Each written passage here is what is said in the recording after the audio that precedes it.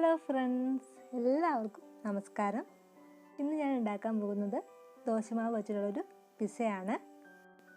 പിസ്സയോടൊപ്പം തന്നെ പിസ്സയ്ക്ക് വേണ്ടിയിട്ടുള്ള സോസും കൂടി ഞാൻ തയ്യാറാക്കിയെടുക്കുന്നുണ്ട്.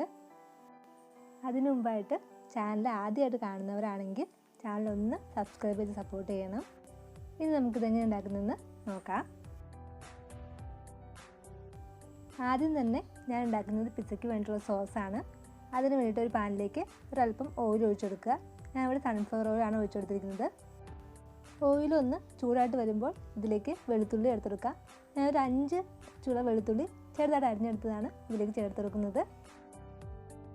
വെളുത്തുള്ളി ഒന്ന് വാടി വരുമ്പോൾ ഇതിലേക്ക് ചെറുതായിട്ട് അരിഞ്ഞെടുത്ത സവോള എടുത്തെടുക്കുക. ഞാനിവിടെ ഒരു ചെറിയ സവോളയുടെ പകുതി ആണ് ഇതിലേക്ക് ചേർത്തെടുക്കുന്നത്. പിന്നെ എരിവിനായിട്ട് ഒരല്പം മുളക് പൊടി ചേർത്തെടുക്കാം. ഞാനൊരു 1/2 ടീസ്പൂൺ മുളക് പൊടിയാണ് ഇതിലേക്ക് ചേർക്കുന്നത്. ഇത് നന്നായിട്ടൊന്ന് വഴറ്റിയെടുക്കണം. മുളക് പൊടി ഒന്ന് മൂത്ത് വന്നു കഴിഞ്ഞാൽ അതിലേക്ക് തക്കാളി ചേർത്തെടുക്കാം. ഞാനൊരു ചെറിയ തക്കാളി ചെറിയ കഷ്ണമായിട്ടൊന്ന് നുറുക്കിയതാണ് ഇതിലേക്ക് ചേർത്തെടുക്കുന്നത്. ആവശ്യത്തിനുള്ള ഉപ്പും കൂടി ചേർത്ത് നന്നായിട്ടൊന്ന് വഴറ്റി കൊടുക്കാം. തക്കാളി നന്നായിട്ട് വെന്ത് വരണം. ഞാനിന്നിവിടെ ഒരു 3 പിസ്സ തയ്യാറാക്കിയെടുക്കാൻ ആവശ്യമുള്ള സോസാണ് ഉണ്ടാക്കുന്നത്.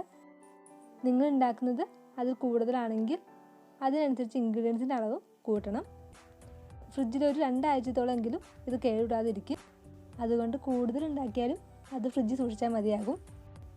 ഇതിലേക്ക് ഒരല്പം പഞ്ചസാരയും കൂടി ചേർത്തെടുക്കാം. ഒരു 1/2 ടീസ്പൂൺ പഞ്ചസാര മതിയാകും. ഇനി ഇതിലേക്ക് ചേർക്കേണ്ടത് ടൊമാറ്റോ സോസാണ്. ഞാനൊരു 2 ടീസ്പൂൺ ടൊമാറ്റോ സോസ് ഇതിലേക്ക് ചേർത്തെടുക്കുന്നുണ്ട്. നന്നായിട്ടൊന്ന് വഴറ്റിയെടുക്കണം.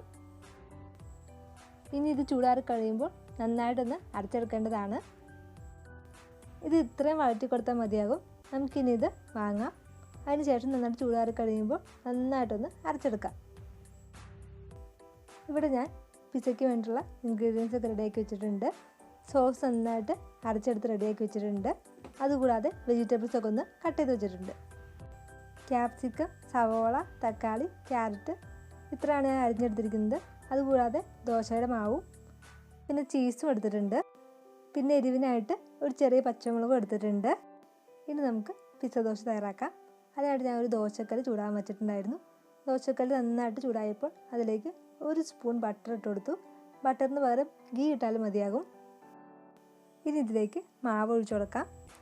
ഉപ്പ് ചേർത്ത മാവാണ് ഞാൻ ഇതിലേക്ക് ചേർത്ത് കൊടുക്കുന്നത്. നല്ല കട്ടിക്ക് മാവ് ഒഴിക്കാൻ വേണ്ടി ശ്രദ്ധിക്കുക. പിസ്സയ്ക്ക് വേണ്ടത് നല്ല കട്ടിയുള്ള ഒരു ബേസാണ്. അതുകൊണ്ടാണ് ഇങ്ങനെ കട്ടിക്ക് മാവ് ഒഴിച്ചു കൊടുക്കുന്നത്. മാവ് ഒരു സൈഡ് നന്നായിട്ടൊന്ന് വെന്ത് വരണം. അതിനുശേഷം നമുക്ക് തിരിച്ചിട്ട് കൊടുക്കാം. ഇത് തിരിച്ചിടുന്നതിന് മുമ്പായിട്ട് ലോ ഫ്ലെയിമിലാക്കണം. കാരണം വെജിറ്റബിൾസൊക്കെ അതിന് മുകളിലിട്ടൊന്ന് വേവിക്കാനുള്ളതാണ്. അപ്പോൾ ആ സമയമാകുമ്പോഴത്തേക്കും ദോശയുടെ അടി കരിഞ്ഞു പോകാൻ പാടില്ല. അതുകൊണ്ട് ലോ ഫ്ലെയിമിലിട്ടിട്ട് വേണം നമ്മളിനി വെജിറ്റബിൾസൊക്കെ ഇട്ട് കൊടുക്കാൻ. ഇനി ഇതിൻ്റെ ഈ ഭാഗത്ത് സോസ് തേച്ച് കൊടുക്കാം.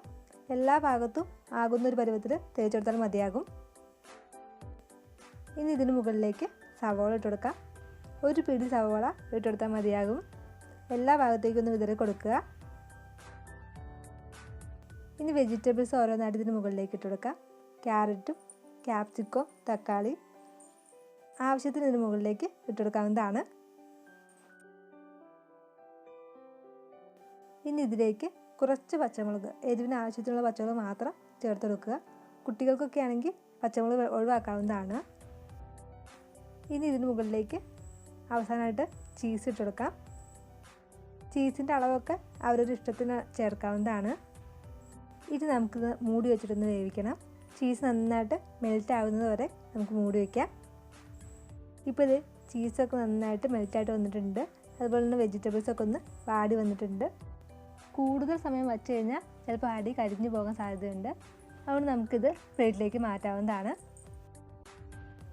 നമ്മുടെ പിസ്സ ദോശ ഇവിടെ റെഡി ആയിട്ടുണ്ട്. നല്ല ടേസ്റ്റി ആയിട്ടുള്ള ഒരു പിസ്സയുടെ റെസിപ്പിയാണിത്.